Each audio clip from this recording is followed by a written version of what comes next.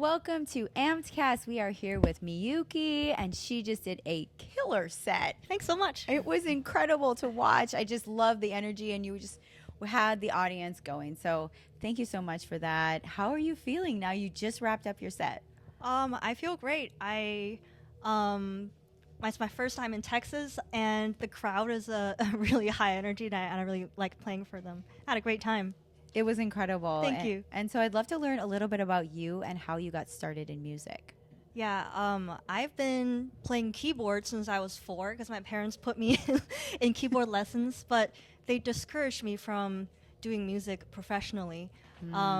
So I always had writing music as a hobby. Okay. And I ended up doing a PhD in cancer research. But after that, I was like, I'm not spending any more time not pursuing my passion. So then I dove straight in music production and DJing. That is a cool story. You went all the way through a PhD? Yeah. Wow. And then you realized that like this is your passion and you're killing it now. Yeah, thank you so much. And you're from the Chicago area, correct? Currently, yeah. Awesome. And how has that been for you? I actually only moved to Chicago maybe like 2.5 years ago. It's a bit of adjustment because before that I was living in Canada, but I think right now I'm liking Chicago. Oh, nice. I also kind of like Texas though, so. It's warmer here.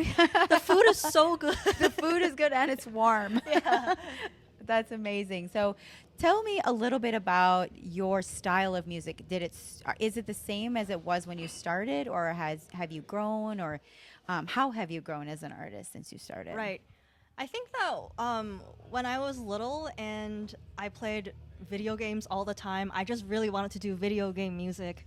I love that. Well, and then now I'm doing EDM, but I feel like I'm starting to rediscover my love for orchestral composition in video games inspired music. So I'm just starting to find some more inspiration in that. I'm putting it back into my current music.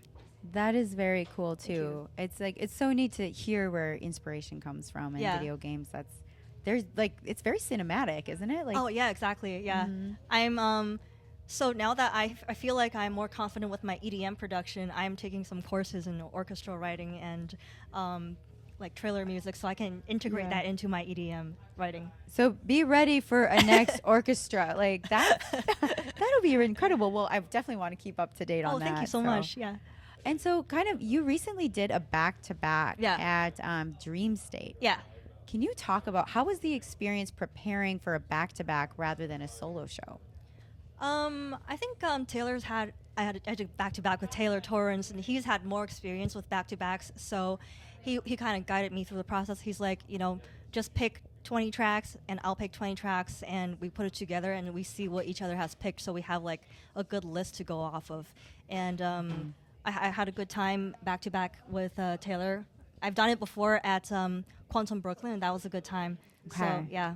I love seeing artists when they're going back to back because I feel like it kind of, you have to think on your toes a little bit, especially when you're like preparing music and you're like, you don't know exactly what they're going to play, or if you do, it's like, how am I going to make that work into my set? So I think that'd be such a cool experience to grow. Yeah, I think that at a festival, you can't like, you can't play too far from the vibes of the festival, but when I was at home, I did it back-to-back with Dave Dresden, and I was really just throwing him some curveballs. I'm like, oh, I'm going to go this way now. I'm going to go this way and see how he reacts, and he's always, like, we bounced off of each other so well. I really enjoyed that. That is cool. It's almost like dancing. You like kind of like throw some spins in there. Yeah. That is incredible. And like, what do you see now? What's next for you? What are you working on here in the near future for music? Well, there is Dream State Chicago that is coming up in August. Okay. I'm really looking forward to that. It's at Radius, which is a really, really nice club. Anticipate, a really big crowd and great energy. Ooh. And as far as music goes, I have a big release coming out in September on one of my dream labels. Ooh. And I am also trying to start my album. Oh, nice. Okay. Yeah. That is incredible. I'm super excited to like keep up with your music and everything you're working on. Thank you. Yes. Well, how can people find you online? Would love to connect them with your music. Sure. Instagram, Miyuki Music. And on Twitch, I'm DJ Miyuki. And so we love on the show to ask for inspiration that you've learned over the years of being in music, what would you tell an up and coming artist to help inspire them on their journey? Right. I think that there is not just one way to find success in music. Well, first, success means different things to different people, but I also think that if you want to play festivals, you want to play shows, and you want to release music, there's not just one way to do it. I think in the past, maybe you had to consistently release one song every month or something, but nowadays, you can find your own audience online through Twitch, through TikTok, and there's many other ways that I don't even know of. So I just want to say that you got to find what you're good at and use that in a way to find your own audience, and don't just think that there's only one way to do it. All right, well, thank you for sharing that with me, and thanks for being on Amcast. It's been such a joy, and I'm so excited to continue following your journey. Thank you so much. Thanks for having me.